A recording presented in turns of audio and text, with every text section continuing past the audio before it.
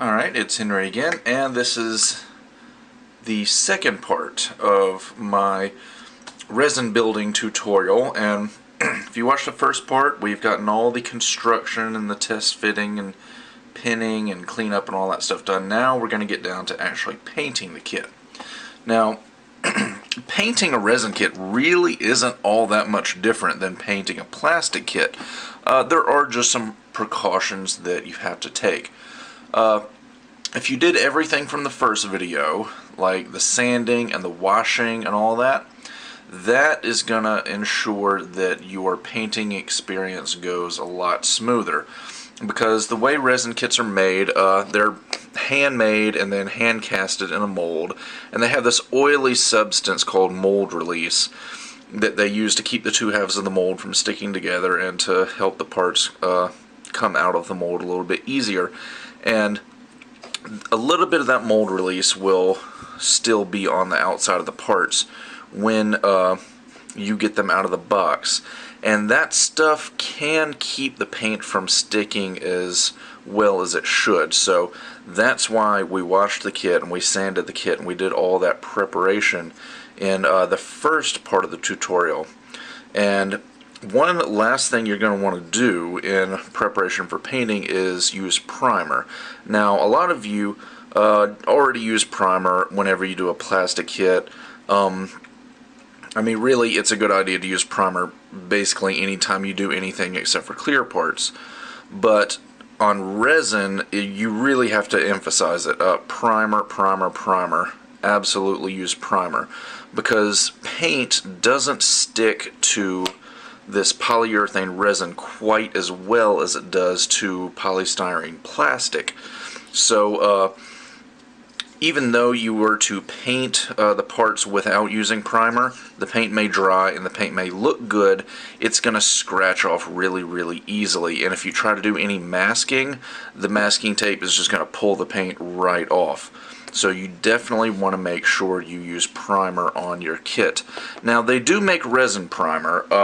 Mr. Hobby actually makes a Mr. Resin Primer Surfacer. I haven't used it. In fact, I tried to buy some recently and couldn't find it in stock anywhere.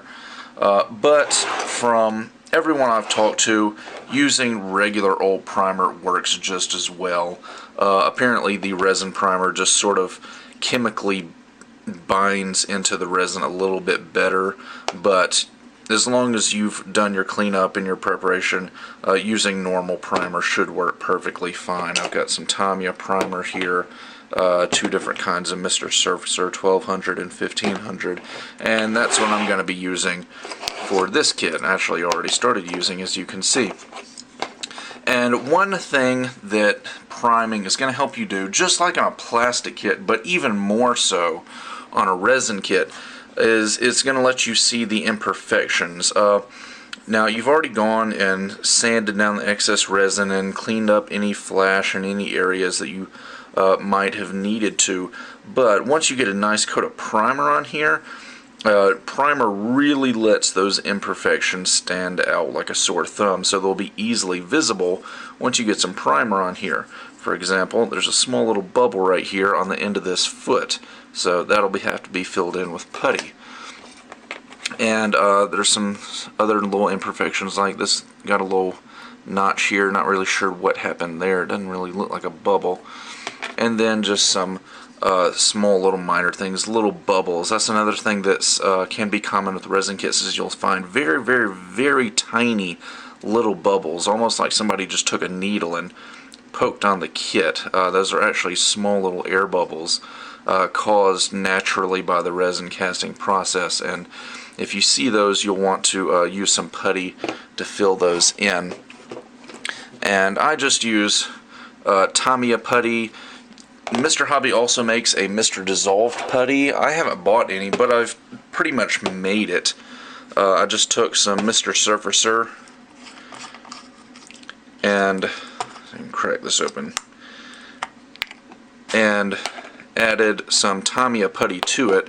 About half a tube of Tamiya putty to a brand new bottle of Mr.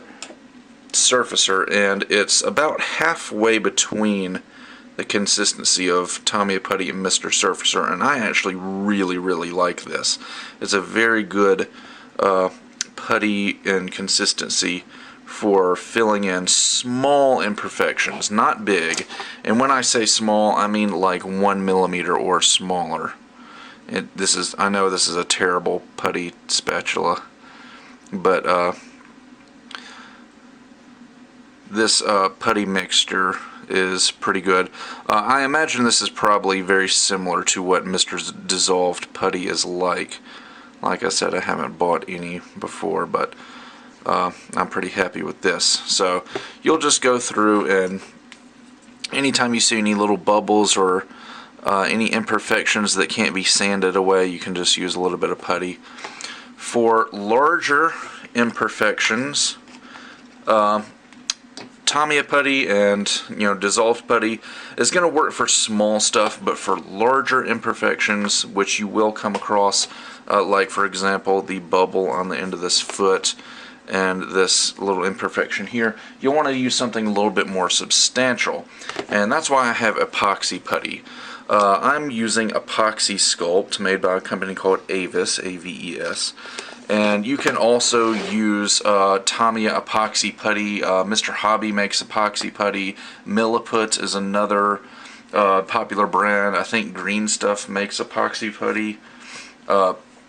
Lots of different companies make epoxy putty, so it's not really hard to find. And it always comes in two parts, two different putties that you'll have to mix together, an A part and a B part. And you just mix them equally in a 50-50 ratio, so you get about equal parts of the two different halves. Mix them together until they're evenly mixed and all one uniform color, and then you will be ready to apply your putty. Now I'm doing this after priming, one, because like I said earlier, priming lets you spot the imperfections a little bit easier. Also, it seems to me like primer would help the putty attach easier to the resin parts, because epoxy putty is one of those things, it's like it wants to stick to your hands more than it does the parts. So you can either put a little bit of water on your hands to help it not stick to your fingers quite so much, or you can do like I did and just apply primer. And I'm just going to put a little bit of epoxy putty right there. And what this stuff does is you're going to have to let it cure and harden for several hours. I'm just going to leave this overnight. It's takes quite a bit longer to cure than Tamiya Putty, like I said, 4 or 5 hours, something like that. But once it does, it's very hard. It's much more durable and much easier to work with, in my opinion. It's easier to sand, easier to scribe panel lines on top of, easier to sculpt with than like Tamiya Putty or something similar. So I'm going to fill in some of these larger imperfections with the epoxy putty and wait overnight, and then come back and sand those down.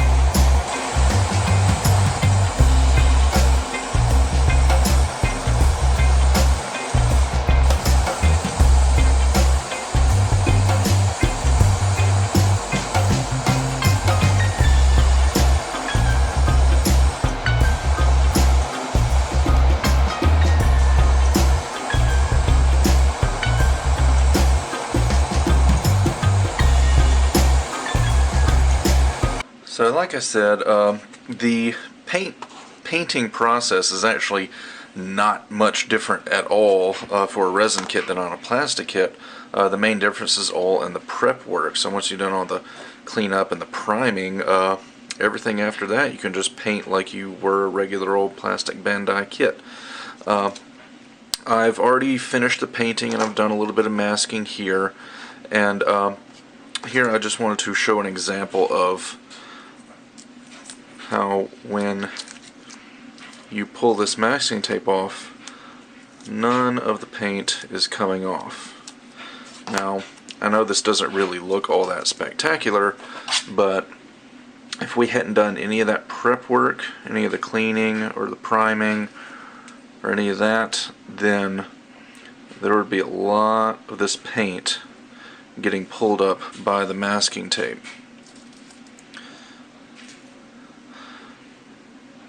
So although this looks like it's going nice and smooth, that's because of our prep work that we did earlier on. Ugh, masking tape everywhere. Anyway, you get the idea. I mean, I've reiterated this point several times during these two videos, so just kind of trying to drill that into you guys' head so that your resin building experience is as smooth and as pleasant as possible, because that's what we want. Nobody wants a headache when they're trying to build a kit, especially if they're doing a new type of kit that they've never done before. So nice masking results, no paint peeling off, good, good, good. And I'm just going to finish removing the masking tape from here, and everything else is also pretty much the same as a plastic kit. Panel lining, decaling, if you want to do any weathering like that. So I'm not really going to go over the decaling or weathering or panel lining or anything in this video, because it's all just the same stuff that I've done in other videos. But I'm going to cut here once I finish up all this and do some other stuff to the kit. I will come back and we'll go over final assembly, because final assembly is going to be a little bit different than on a plastic kit.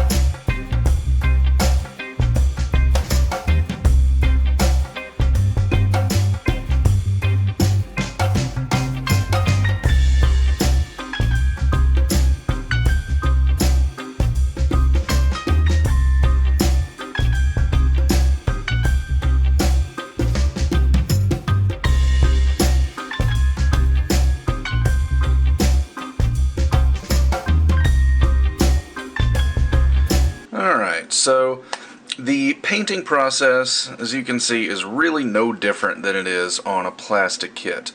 You paint everything, do the panel lining, do the decals, do weathering if you want to, and really not too dissimilar in the least. Now we get to final assembly. I've already top coated the kit, so everything's got a nice flat coat on it, and assembling a resin kit can be a little bit different. We already went over pinning in the last video, and a lot of times when you put your two parts together that are pinned, you'll want to use super glue to make sure that those really stay in place, and make sure everything's lined up properly when you do that, because obviously when you super glue it together, that's going to be a permanent connection. Another thing that I like to use is epoxy, and this is basically like really strong glue. That's what it amounts to. Just like epoxy putty, this is a two-part chemical.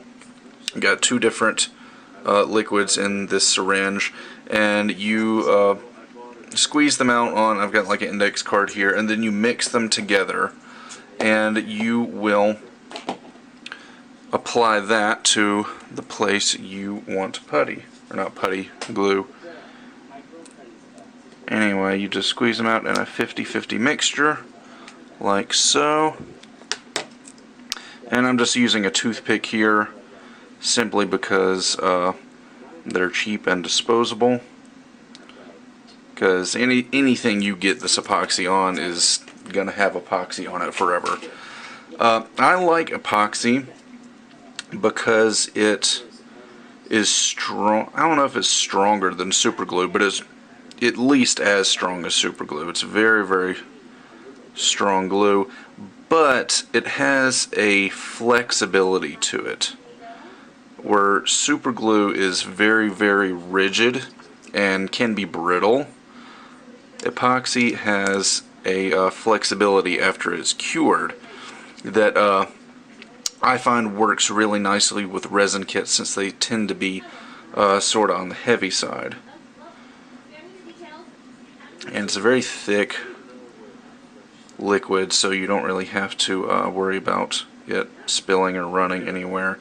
But just make sure that you're careful with it, because you really don't want to get this stuff on anything. It's a really good type of adhesive to use, but it's very difficult to clean it up if you accidentally get it on something. So just be as careful as you can when using it, and you should be fine. And there we go.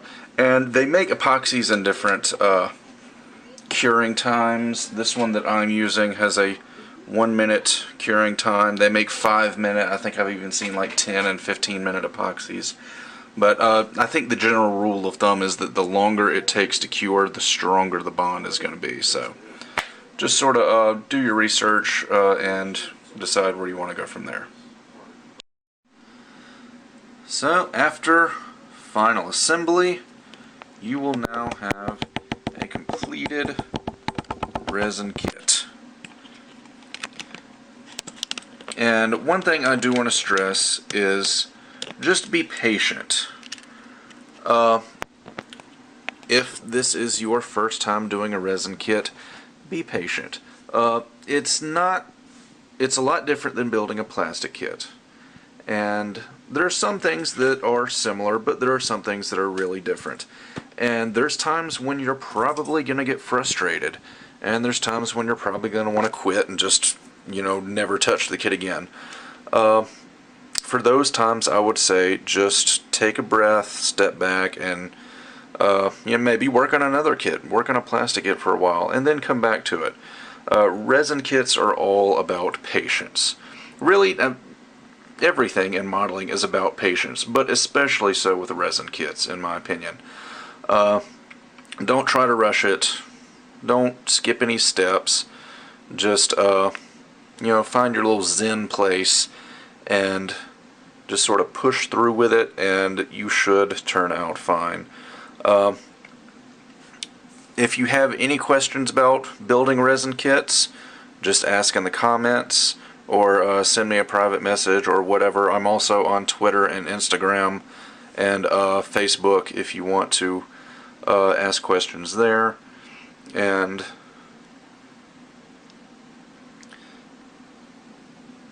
following the tutorial, you should end up with a really nice resin kit. Like I said, probably like 5 times already, I would suggest starting out with a simple resin kit. Maybe even a fixed pose resin kit. I find that fixed pose kits, the simpler resin kits, are a whole lot easier and a whole lot better and more fun, frankly, to build than kits that are really complex like this one that's trying to be a fully posable master grade. So keep that in mind. The simpler the resin kit, the easier it's going to be to build, and that's what I would start off with. So I hope this tutorial was excuse me, I hope this tutorial was helpful, and hopefully it didn't scare off too many people from building resin kits with all the extra steps that are involved, and hopefully it gave some of you confidence that were thinking about getting into resin and are ready to take that first plunge into the world of resin model kits.